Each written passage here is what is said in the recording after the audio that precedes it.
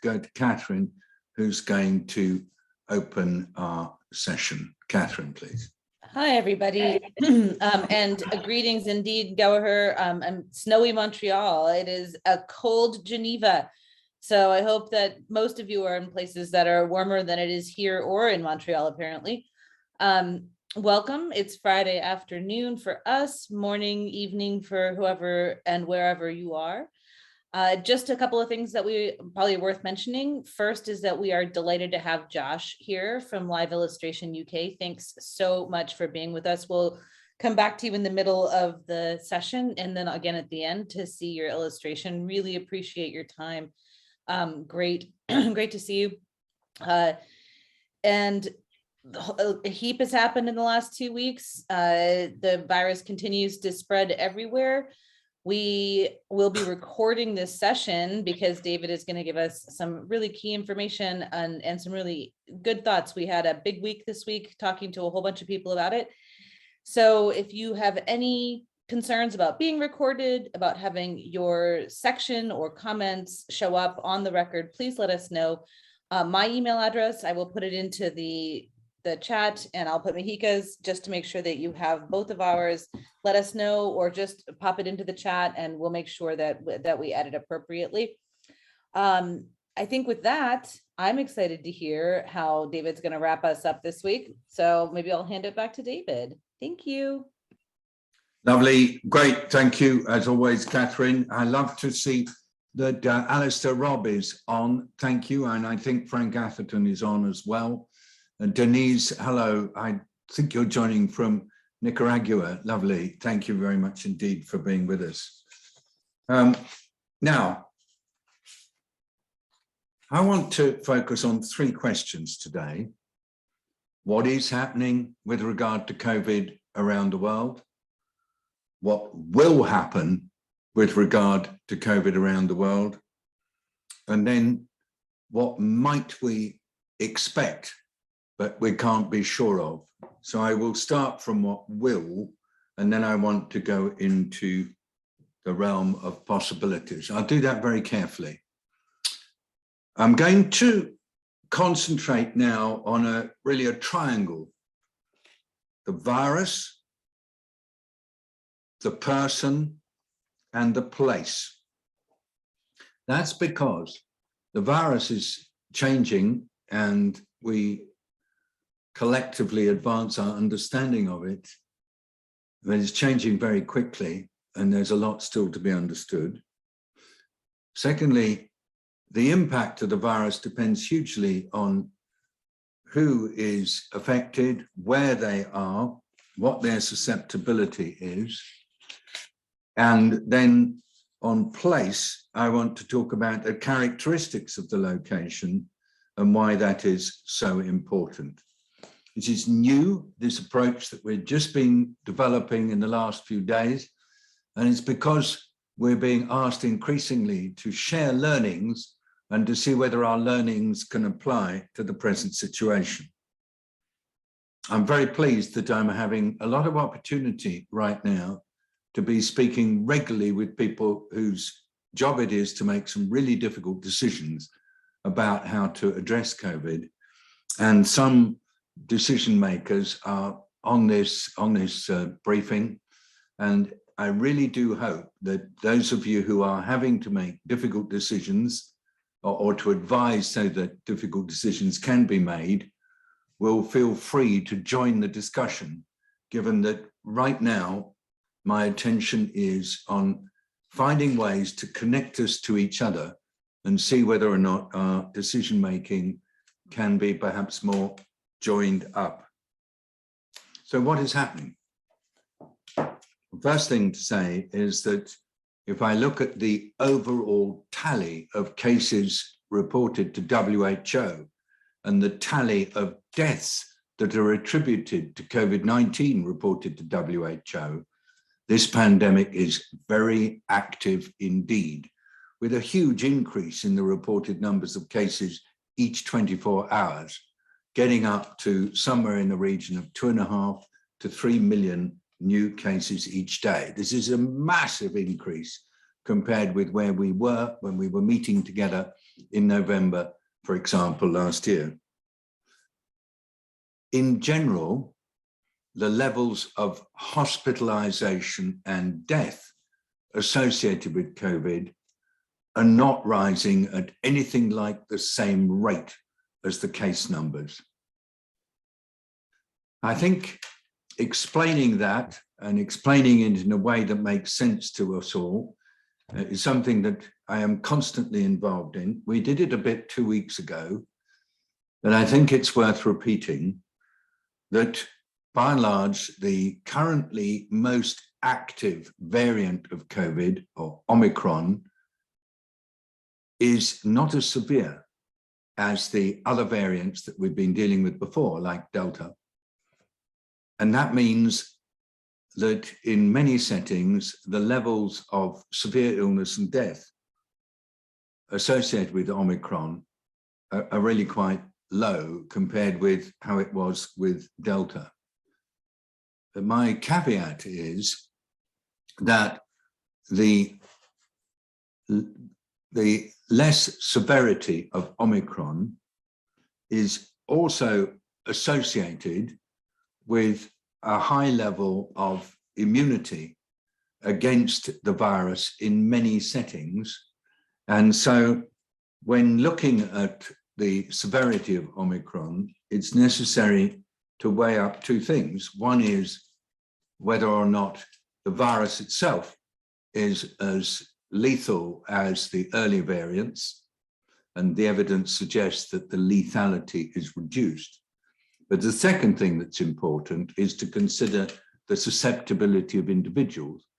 And if there has been a lot of COVID infection in a community and people have a fairly high level of immunity, as well as if there is a high level of immunization in a community, the general feeling right now is that the numbers of people who are susceptible will be reduced, and the intensity, therefore, of the spikes will not be so great. But I have to keep saying to all of you, as I have to keep saying to myself, we are at early days with Omicron. It's not fully understood, this variant. And COVID as a disease and the SARS-CoV-2 virus, the virus that causes it, is still so novel, and there's so much to learn that I am finding it very hard indeed to come out with firm predictions about what's going to happen. So I thought I would do two things. I would start with what will happen, and then secondly, I'd talk about what I expect. And I will keep focusing on virus, person, and place so that I've got different geographical focus. What will happen? Well, this pandemic is going to go on, and it's going to go on for some time. And it's going to go on affecting people all over the world. But the people who it affects the most are people who are in poorer countries, who are less likely to have been immunized or are less likely to have been exposed to the virus. And in those places, there's going to continue to be quite high levels of illness and indeed COVID-associated deaths. The current daily death toll due to COVID is climbing, and it's been climbing day on day for about the last 4 weeks. And the feeling in WHO is that this is a very clear sign that the combination of Delta and Omicron that are moving around the world should not be treated as though it is a light or mild problem. WHO is not currently, as an organization, taking the position that the pandemic is ending. And WHO also is extremely careful about focusing on what's happening in individual countries and comparing them to others in terms of the stage of the pandemic. So what will happen is that the virus will go on spreading around the world. What will happen is that there will be continuing instances of illness and death associated with the virus. And the WHO position is that it is not appropriate to start declaring that the end of the pandemic is nigh when we look at it as a global issue. Now, there are often requests for us to analyze what's happening in individual countries and make remarks about the state of the pandemic in individual countries. Frequently, we're asked to do so. My view is that it's really quite unwise to do that. And I am increasingly trying to stop myself from making predictions about what will happen in individual countries. Not everybody on this briefing will agree with that, and some of you may take quite strong exception to it. But here is the situation as I see it. The virus is continuing to evolve. It mutates, and its mutations are very occasionally associated with viable variants. There is absolutely no reason to assume that Omicron itself is the last variant, or even the BA2 clade of Omicron, which has been discovered in Denmark and is now spreading. There could be other variants coming along, which are fitter than Omicron in that they can be transmitted more easily or be able to evade the immunity associated with past infection and vaccines. And a fitter virus in terms of greater transmissibility does not necessarily have to be a milder virus. I think some of us, perhaps early on, were trying to hope that Omicron might be the beginning of the emergence of viruses that are milder. I'm being very careful with that word, trying to use inverted commas as I say it. But I think I have to say to you, there is absolutely no preordained pathway for emerging from pandemics. There is no preordained pathway for emerging from this pandemic. And so I am expecting more variants, and I'm expecting them in some cases to be less severe than Omicron even, but in other cases, they could well be more severe. And it's really difficult to predict what will happen and where. It's also, I want to say to you, really difficult to predict who will be more susceptible and where, because Omicron works on the body differently from the original virus and its variants. Omicron mostly causes disease in the upper part of the respiratory tract. It's less likely, it appears, to cause the deeper filling up of the wall between alveoli in the lung, and less likely to cause pneumonia. But will other variants that come after Omicron stay being primarily upper respiratory tract viruses? I can't say. So I'm going to leave you with a slightly frustrating position that we've got a continuing pandemic that's really affecting countries all over the world, that we cannot state that Omicron is the last variant, nor can we state that subsequent variants will be less severe than Omicron. And we have to be constantly recognizing that in places that have not been exposed to much virus and where people have not been vaccinated, there is huge susceptibility and still the high likelihood of people being, in some cases, severely ill, especially if they've got associated morbidities like diabetes and like cardiovascular disease. Now, I'll give you some examples. I'm working with a team in Kiribati. That's the island atoll called Kiribati. That's how it's spelled phonetically, pronounced phonetically. And I want to be clear to you that if you are in an island in the middle of the Pacific that has not been exposed to this virus very much, and the virus is just arriving. It's a really scary situation. I spoke this morning with a senior figure who has been in government in Kiribati, and he said, we're in really strict lockdown. We're all getting COVID. For some of us, it's particularly nasty. People are getting severely ill, given our very limited health services. Some are unfortunately dying.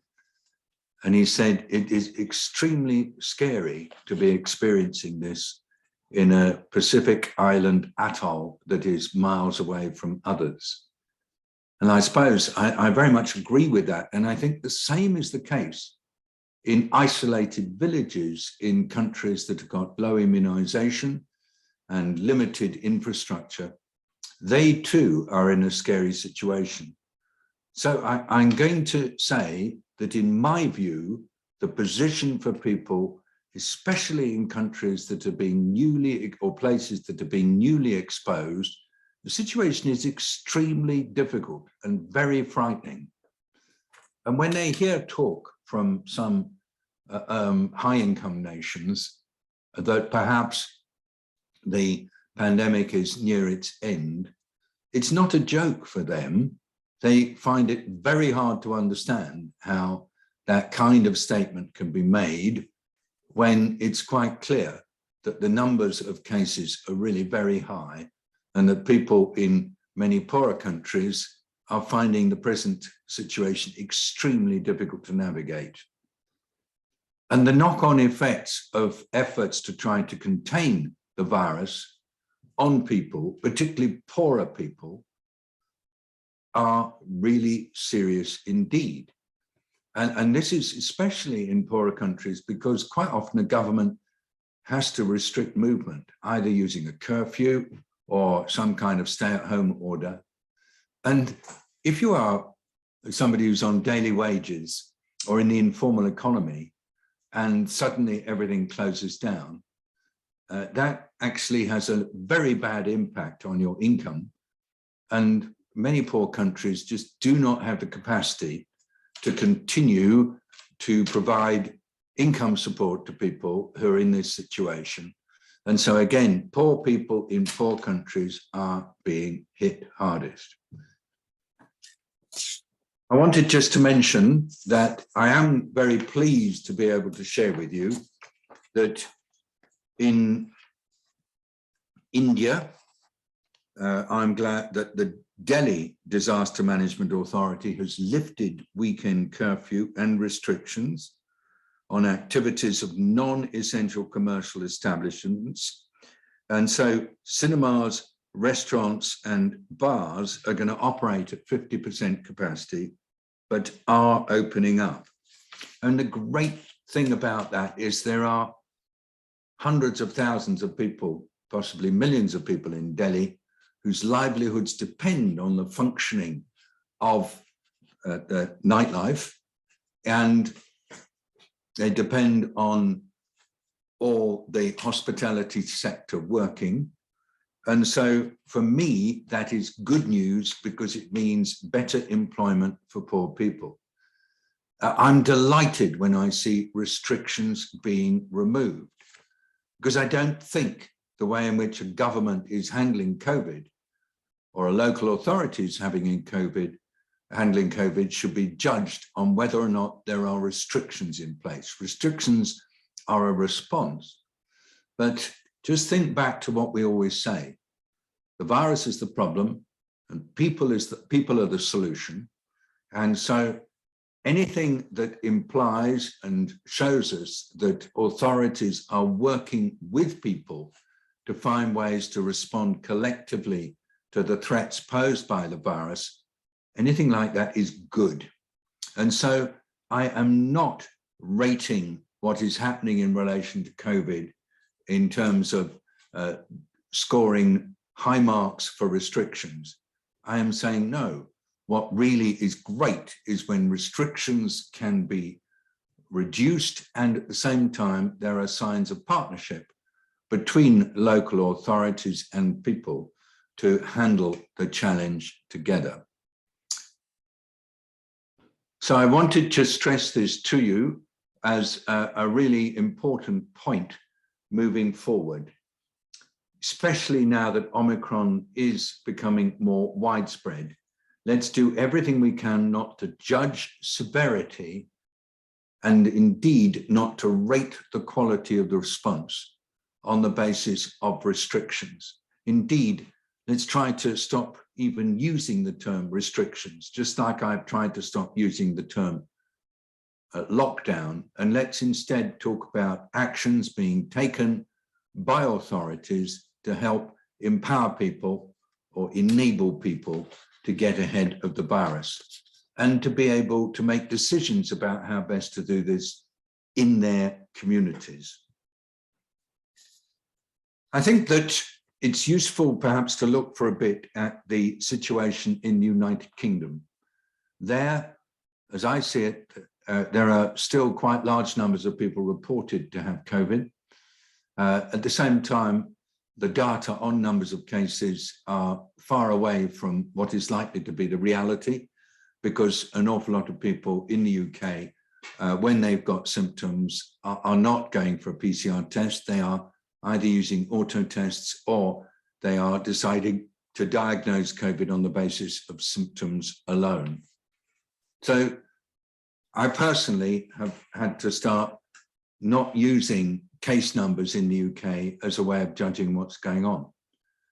But hospital admissions is a very important statistic. And it's great to see that COVID-related hospital admissions are not pushing up in large number, and also COVID-related attendance in intensive care unit is not up.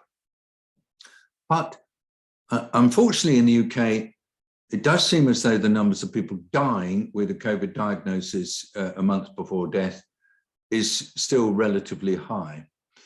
And so I think that the situation in the UK is still a little bit on the knife edge. And my general comment to colleagues in the UK is, if you can, you should continue to wear a face mask, especially when you're in confined spaces. If you can, you should continue to maintain a physical distance.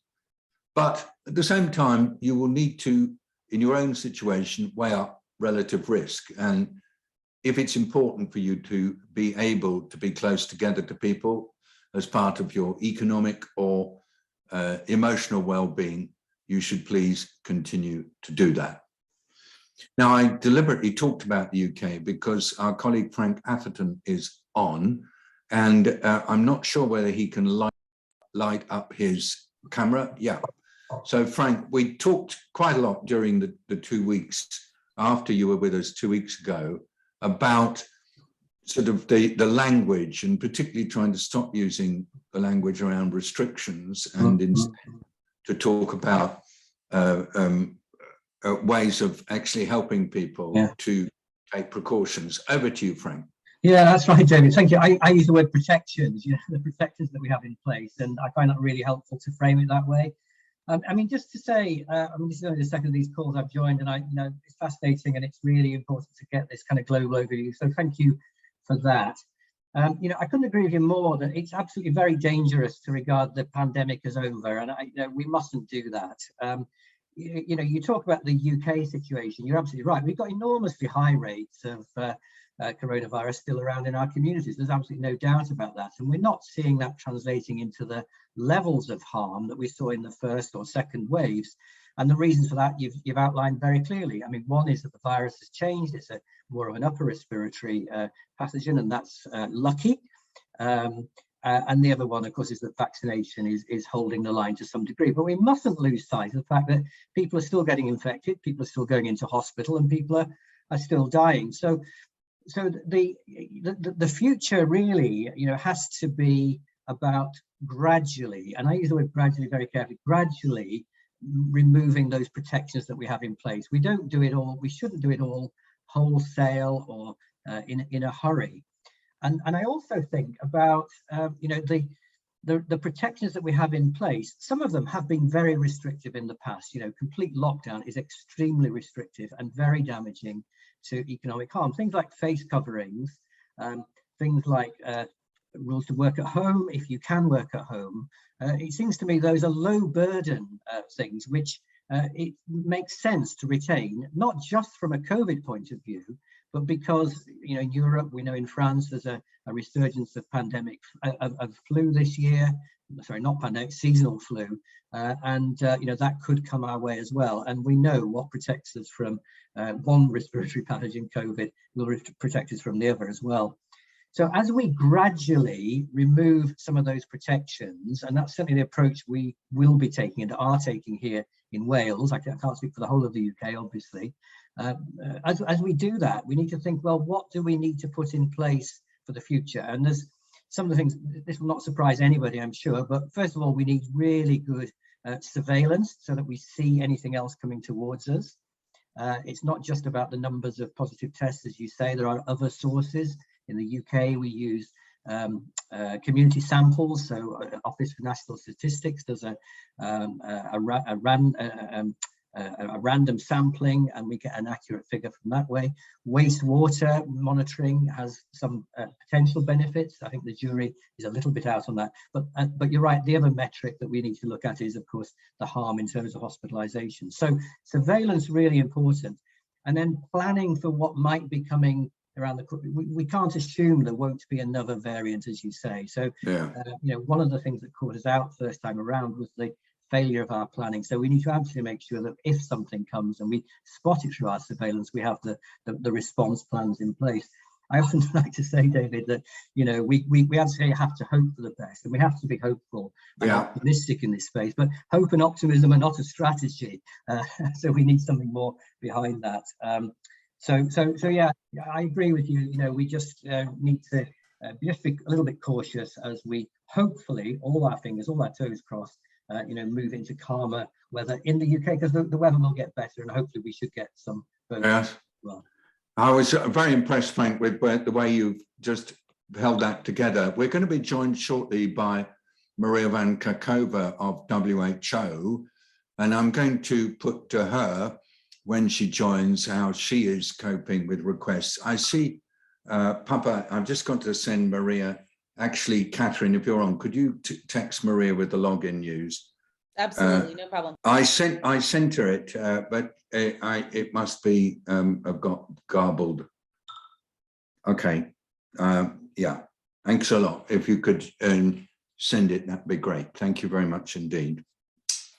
And I see Dr. Papa Sek, you're on, and I hate to put people on the spot, and I'm not quite sure where you're calling in from. If you at any point would like to say a word or two, that would be absolutely great. It would be fun for all of us. I also wanted to say that Henk Bekkerdam is on, and Henk, I heard just recently that you've been doing a major piece of work with the Dutch broadcasting authorities on what has been happening and what should be happening from a Dutch perspective. And I know that it's been particularly challenging for government and for all stakeholders actually in Netherlands. So Henk, if you are able to come in, all you need to do is either put up a hand using the raise hand function, or unmute yourself and shout out to me, or anything like that. Maria, how are you? We were just starting. I was hearing from Frank Atherton, who's the Chief Medical Officer of Wales, about how they are approaching things in Wales. In a second, I'm going to come to Dr. Papa Sek, but because I know you're short of time, I'm going to give you the floor first for your own thinking. And the situation we were looking at virus, person and place, and recognizing that the relationship between virus and person depends hugely on where you happen to be. And the situation with regard to where we are right now is that globally, we are very much in the heart of a really tricky pandemic. And it's probably important that people who are saying that we're near the end should just think a little bit about what's happening in the rest of the world. Maria, you have the floor now. And then I go to Papa Sek and Henk Bekkerdam.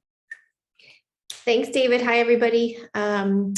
Sorry, I'm joining this late, and I had meant to join you. I think it was last week, and I just couldn't get away. But thanks for having me again. No, I like this virus, person, place. I mean, I think we very much are still in this pandemic. I mean, a pandemic is a global event, and it's far from over, unfortunately. I don't remember the last time we spoke about if I had mentioned these narratives that I find quite concerning, that it's the last variant, that it's the last wave, that, it's now becoming endemic in some parts of the world, while pandemic in the rest of the world, and that Omicron is mild, that Omicron is the common cold, that Omicron has become flu, that none of those are true. So there is quite some confusion out there. I mean, the virus, if you think about the virus, it's evolving, it's spreading, it's intense.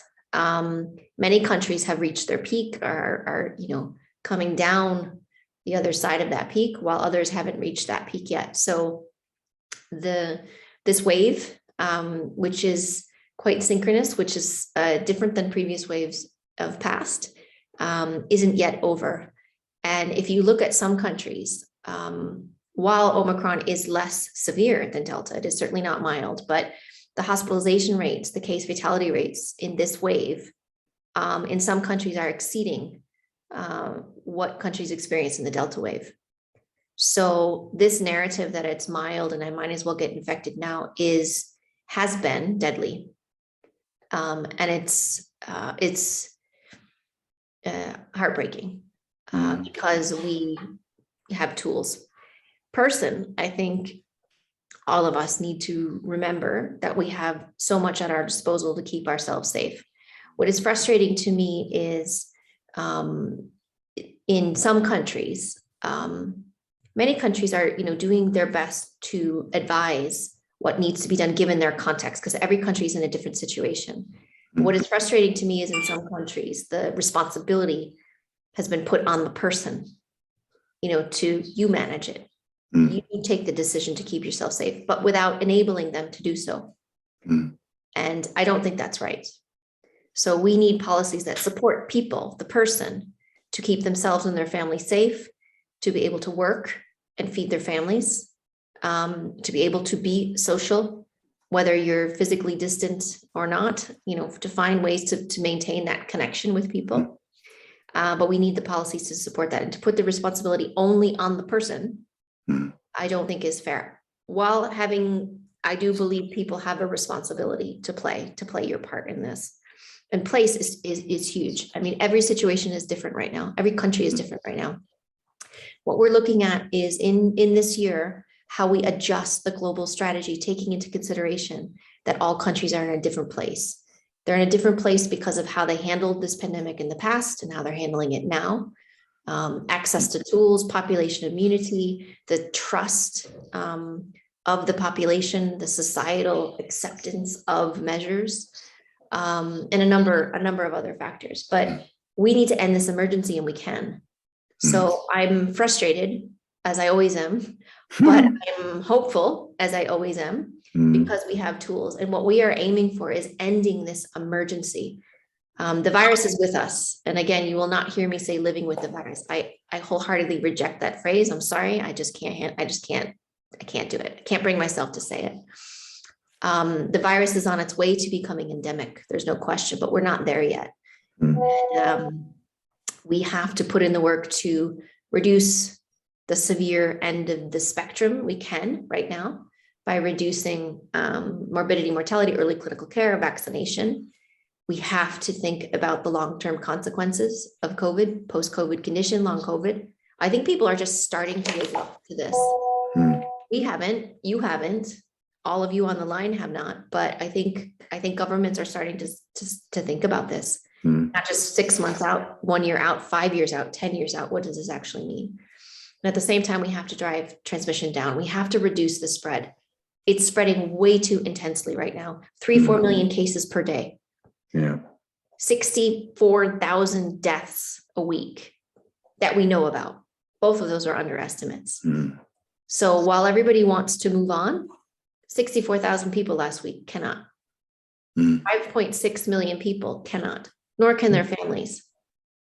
So let's get our priorities straight here on how, let's end this and think about what this means for the next crisis, climate crisis, you know, food shortage, inequalities, and get the balance right of dealing with COVID while we make sure that people get the care that they need, the essential medical services that they need, they can feed their families. It's a balance right now.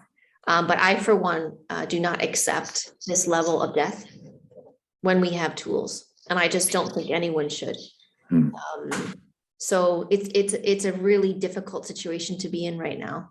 And the narrative out there is confusing and it's conflicting and it's a challenge. What we worry about is for some countries that are lifting completely, other countries, they may be able to do that because they have high population coverage. I still think it's not the right move. I think we need to be more cautious. But other countries will follow, and they're not in the same position in terms of population level immunity or vaccination coverage, or able to rapidly adjust on and off. So it's a dangerous time, and I think everyone is feeling it. But there's a lot to do, a lot more to do. There's a lot of grieving to do, but I am hopeful that we will get back on track. Maybe I'll stop. It's a narrative. What you have taught me, and what I've been in our periodical meetings, Maria and I meet at least once a week now, and the narrative is not right. And I think that's what you're saying quite regularly, Maria, and what Tedros is saying. And it's tricky because everybody wants to try to adjust and adapt the narrative because everybody's desperate to get through this, but it's not the right time to do it, is what I get from you. Yeah, I think what we need is a consistent narrative. I think we have to show the uncertainty right now. I am really struck in recent weeks by people who are on TV speaking with such certainty right now about what will happen. It's shocking to me, especially throughout this pandemic. We've worked so hard to explain, to nuance our answers, to talk about how we don't know everything. We're learning, we're working with people to learn more, but this virus, it's not influenza. It doesn't have that seasonal pattern where we get that break. And when did flu become, something that we wanted to achieve? I mean, flu is a deadly virus. Yeah. So I think the narrative there are different reasons for different narratives.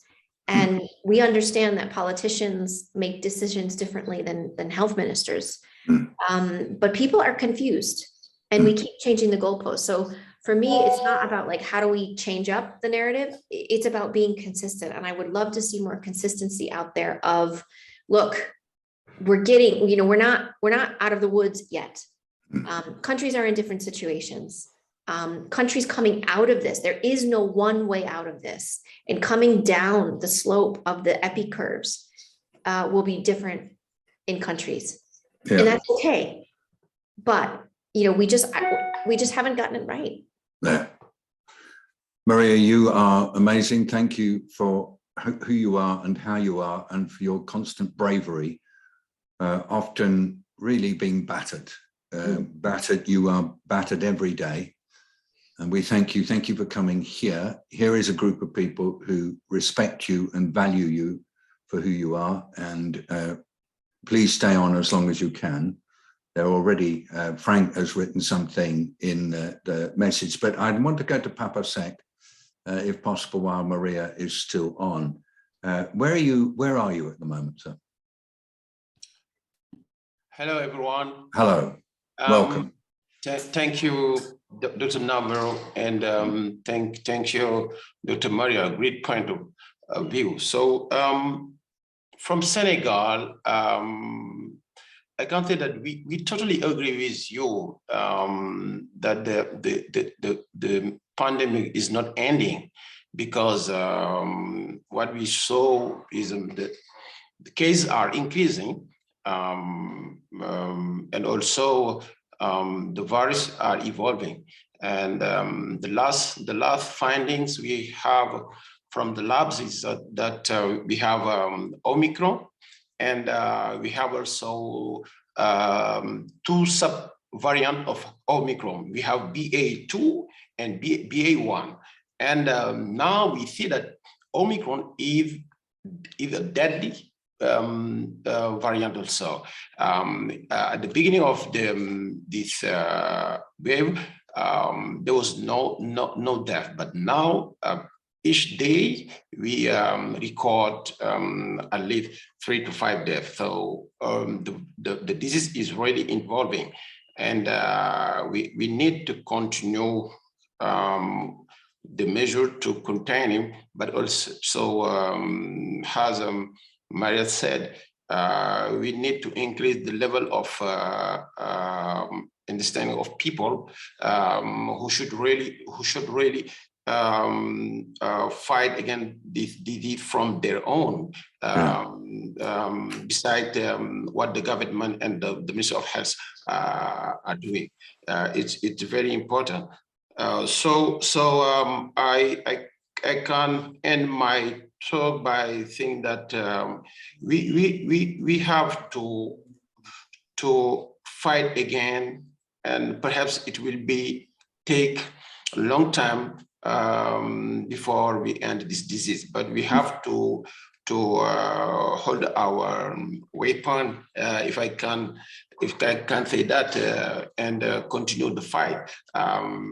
Thank you for listening. Eh bien, Dr. Sek, merci beaucoup pour parler en anglais. Je sais que c'est un peu difficile. Merci pour tout votre travail dans le domaine de sécurité alimentaire. C'est un grand honneur que vous êtes ici parmi nous. Je vous en prie, le plaisir est pour moi. Merci beaucoup. Oh, c'est gentil. Now we go to Henk Bekkerdam. Henk, some of you know, used to be WHO representative in India most recently, but has been in many different parts of the world where we work together. And he's just recently been trying to take stock of things. Henk, you have a moment or two, and it'd be lovely to hear where you're at. And anybody else who wants to come in, do click the raise hand function if you can, or put a message in the chat. Thank you.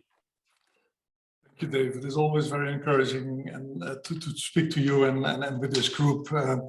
Yes, I think in the Netherlands I've been engaging myself now a little bit more. I didn't want to start commenting on the day-to-day business because there are a lot of experts in the Netherlands and all over the world.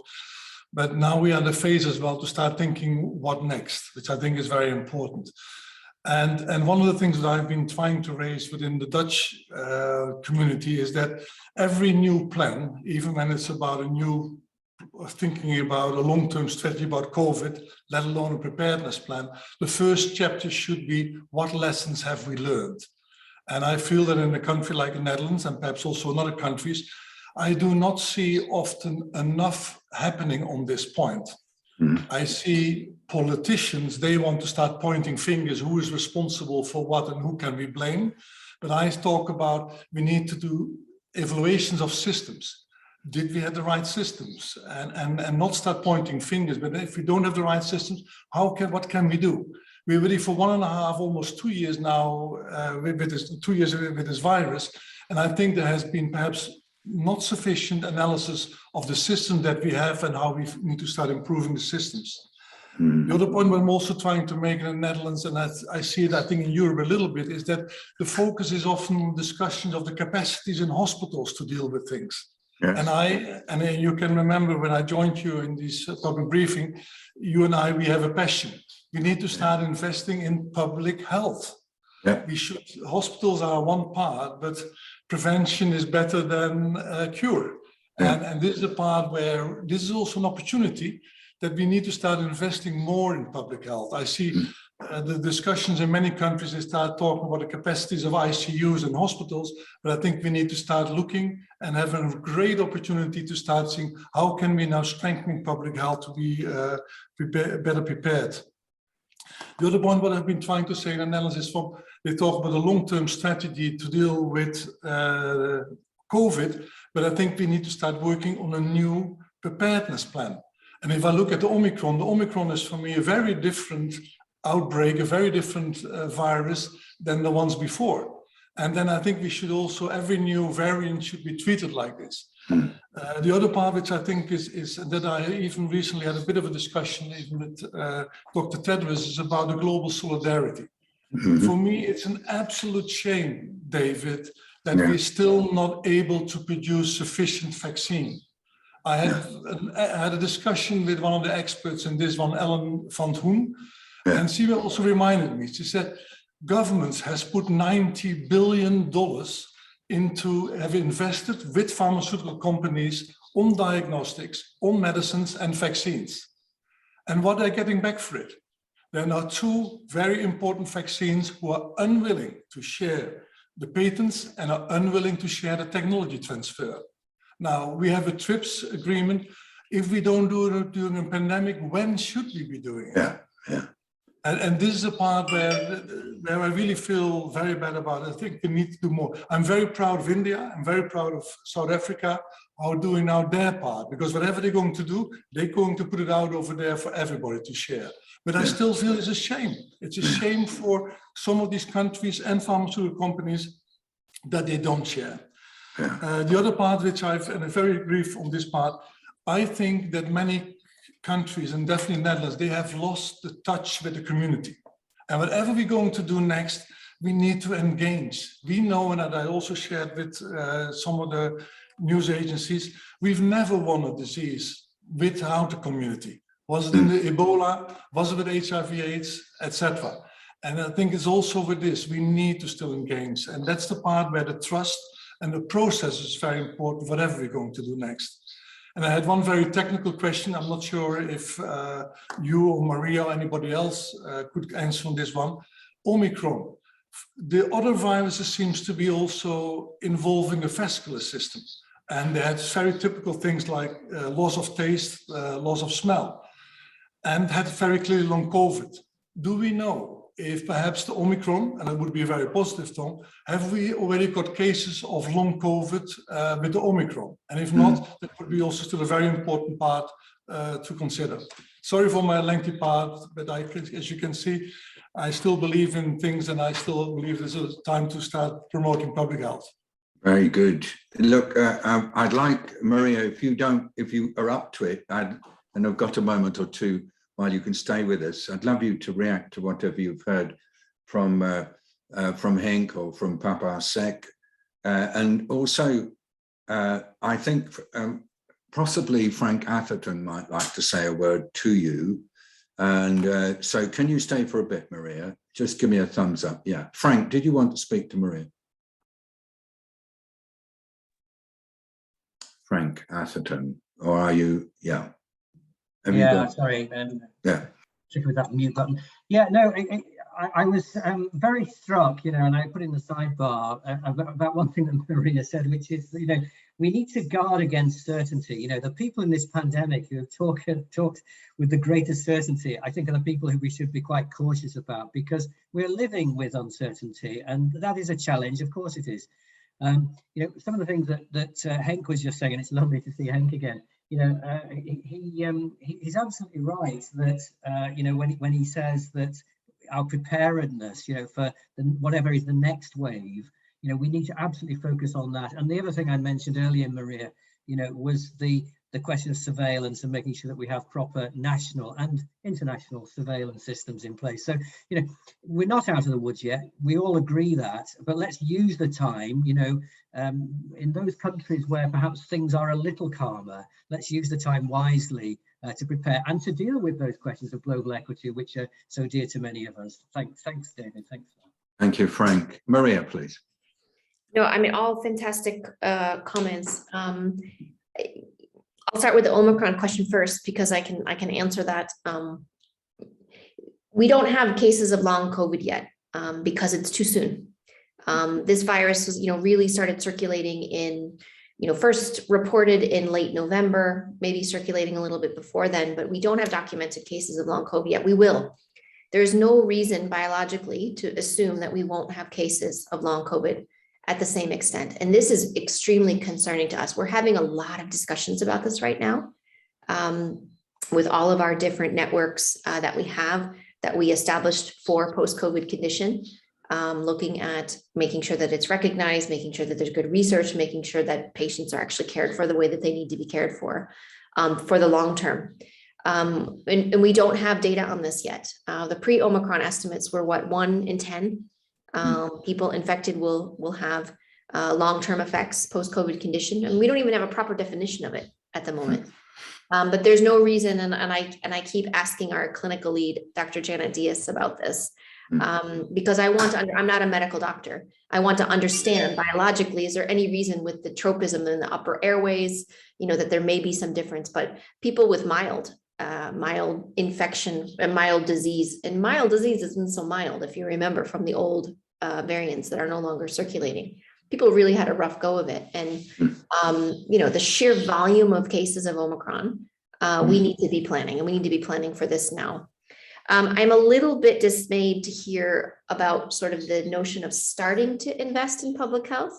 I understand it because I know that many have needed to get through the waves, but we, have been advocating for building these systems while you're in the middle of it. And surging capacities before and after every single wave that has occurred in countries. And if we don't do this now, when are we going to do it? Because we will move on to the next crisis. So what we need to see is the trauma that we're in to build the systems that we need. And many countries have done this. I mean, my experience with avian influenza, with MERS, with these types of infectious pathogens, countries that went through that trauma rebuilt their systems. I mean, I have a lot of experience in Asia, H5N1 in the Mekong Delta region, and over decades, building the community-based systems to report, detect, to notice when a flock died out of season or in a different month or with a different proportion, and having the alert monitoring up to take action. Korea, with their outbreak of MERS in 2015, 186 cases, 39 deaths, had an economic impact of $8 billion US. That outbreak involved 70 hospitals across the country. They completely revamped their entire system, from staff, from the workforce, from the reporting systems, from public health laws. And that put them in the situation they were in to deal with COVID in the beginning and throughout. And many countries have done that. So we need high income countries to do the same, as well as low income, as well as middle income, to build the systems that we need for now and for the future. If we don't do this now, I really don't know when we're going to do it. Yeah. So we need that investment, and we do need a long-term strategy. So we're thinking about integrated respiratory diseases. How do we deal with respiratory diseases on a whole? And then just lastly, for community, it's all about people. It's all about people. It's all about communities. It's not an afterthought that we need to think of communities. You all know this, but how do we better engage and empower and enable people? And how do we keep doing that, knowing that trust is at an all-time low? So we have a number of behavioral insights group and social science groups, and I spent this week briefing a couple of them, which was hugely helpful for me. And they were asking me, what do we do? And I said, no, I need to hear it from you. You tell me what we need to do. We'll do it. Right. I don't need to know any more of the why or the reasons behind it, although we need that. I want to know, how do we address it? We'll do it. So I'll stop there, David. Oh, thank you again for being so clear and I don't know, just as I say, whenever you do this, I like to really appreciate that you're sharing what you're really dealing with and how acute it is. So thank you. I'm just going to invite a couple of people to talk now very briefly, and then John Atkinson, then Catherine.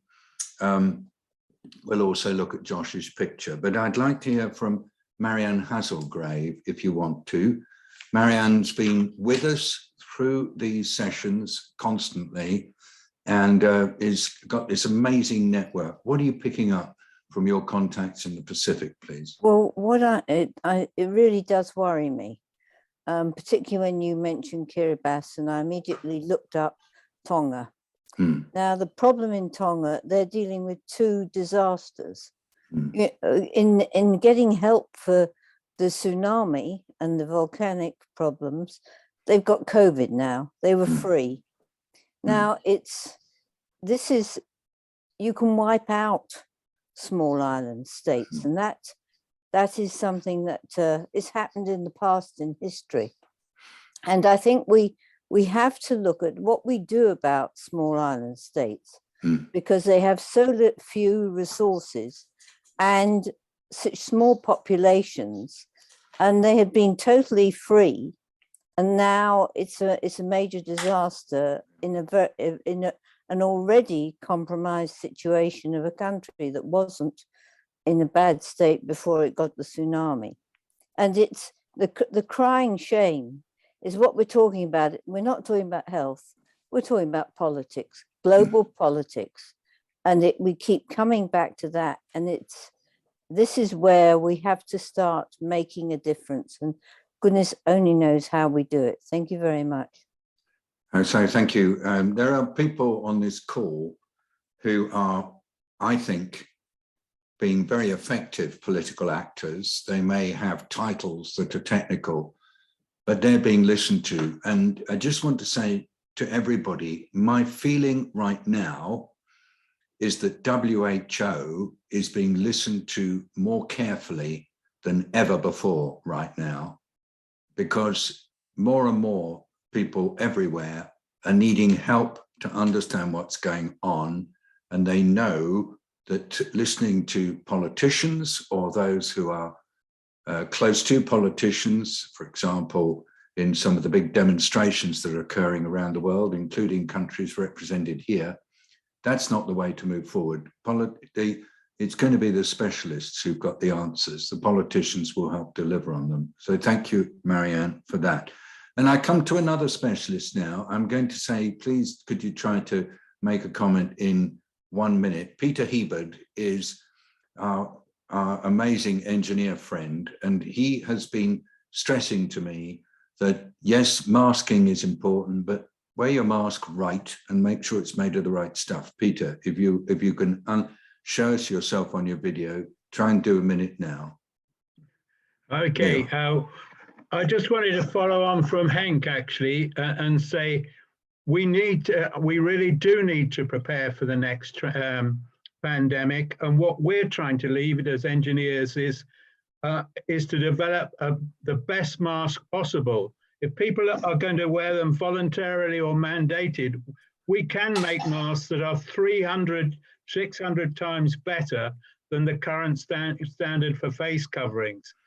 So that is the one thing I would like to say, and I would really ask for Maria and the WHO and Welsh government to get behind this British initiative. It's only just starting, and we're getting very good feedback from the scientists as to how to stop Omicron and anything that might come after. I know that's not what you wanted me to say, but there is no censorship. I just need you to be brief, so that's fine. And the point's made. And why not? I think you have for some time said we can make masks that are better, and let's get that out in the open. Thank you. Maria, did you want to say anything? No, I only want to sympathize with what is being said here, in terms of the vaccines and what is available and the global situation that has unfolded. We've been very strong on the not having a requirement of vaccination for travel for a variety of reasons. I mean, a lot of it is around access, because people don't have access to vaccine, and that should not be a requirement to travel. I mean, we can put out our guidance and it can fall on deaf ears, but we're doing what we need to make sure that it's about equity, it's about access, it's about protection, it's about fairness, it's about your right to these life-saving tools. I wholeheartedly agree that we need better masks. There's a lot of great innovation that's happened, but not enough. Again, we're in a moment right now. We need better vaccines. We need them easily administered. We need them accessible. We need better masks. They need to be affordable. We need better tests.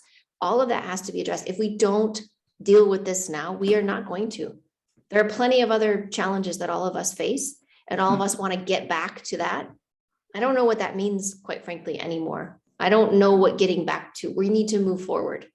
For me, I'm not going back. I'm not going back. There's I'm no moving forward. return, no return, no No. return. And we could do that together. And I think the voices that all of you have are really important. Yeah. So it's good, David, that you provide this space. Thank you, Maria. Thank you for trusting us enough to come. Let's go to John Atkinson, as we do at about this time, for any last comments, and then to Catherine. John. I'd like to link a few things together, David, if I could, starting with Frank Atherton's comments about living with uncertainty. The situation continually evolves. It sometimes rapidly evolves, and it's quite hard at times to hold a consistent political message through all of that. Whatever story you tell, it seems to unravel at some point. And Papa Sek told us to hold on to our waypoint. So I'd like to remind you, David, of something that we've spoken about a few times, which is to take one step at a time, but with the direction in mind. Try to offer consistent sense of where we're getting to. What is this no return? What does it look like? Where we're going to? What is it we want to have? But be really specific as to what we can do next. These are the things that we can and should and must be doing now. And yep, though the midterm can get a bit sketchy as to where sometimes that goes, if we keep taking these next steps with the direction in mind, we make a clear path to the sort of place we want to get to. It evolves in front of us. Thank you, John. John writes about this stuff, and it's a website called Heart of the Art. And he also works with us in 4SD. I only want to say that because I bet you that's quite tantalizing for some of you. And I wonder if, John, you might like to put into the chat access to your note on comfort in complexity, which includes that particular bit of guidance, if you can. It's just I can't do it. Catherine, please.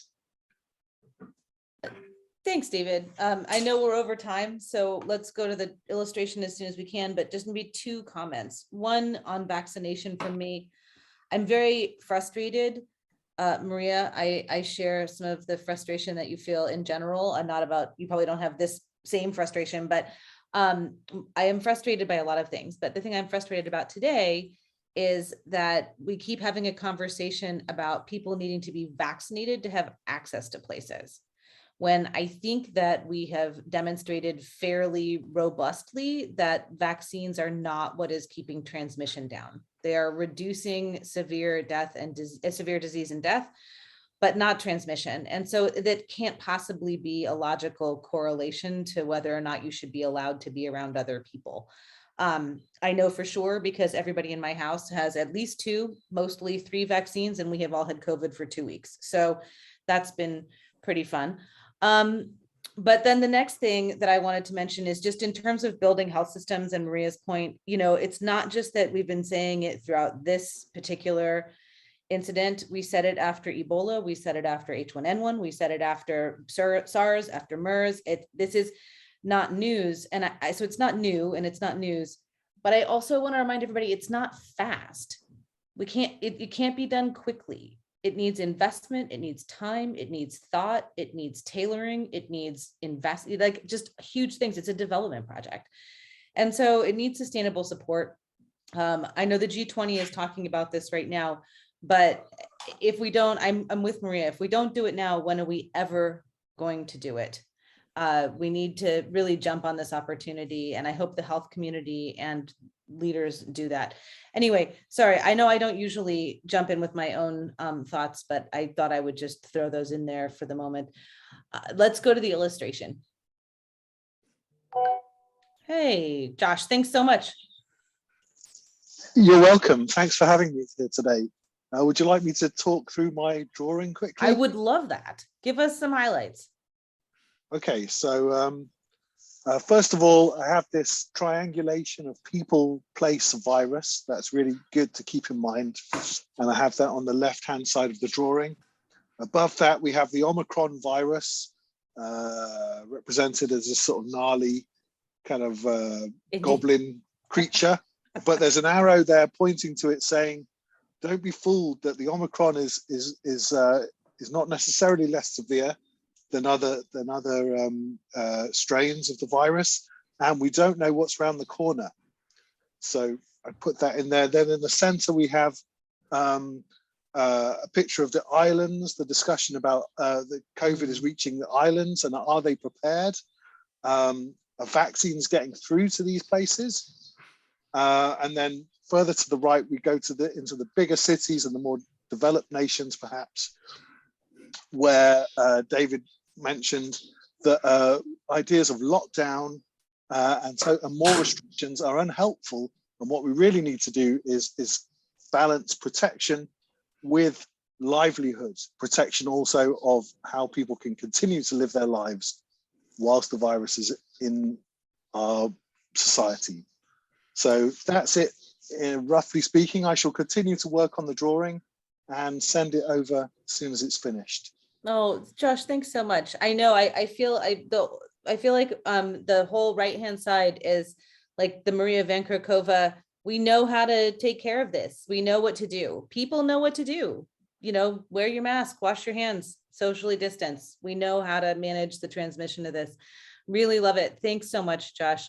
All right, thanks everybody for being here. As I said, I know we're over time, and do send me an email if you have any kind of concerns about having your contribution included in our YouTube recording posting of this. It'll all go up on the Forest Day website. Great to have you here. I'll hand back to David to say final goodbyes. And I'm saving the chat. This was a great chat tonight. Thanks, everybody. So thank you for joining. Remember, every one of us is a leader. We may not have a job that puts us in charge of anything, and every one of us can connect into networks and communities. And that's how, as we've always said over the last 2 years, that's how transformation happens. We love you being here, and we thank you for coming. We're really grateful to you for being part of this family, which is going to go on meeting at two weekly intervals, and look for us in 2 weeks' time at the same time in the same place. And with that, thanks to everybody who's come. Thanks to everybody who's shared their ideas and their thoughts. Thanks to Josh, as always, for illustrating. Thanks for Mahika for all her efforts to put everything together. And have a good weekend. Bye-bye.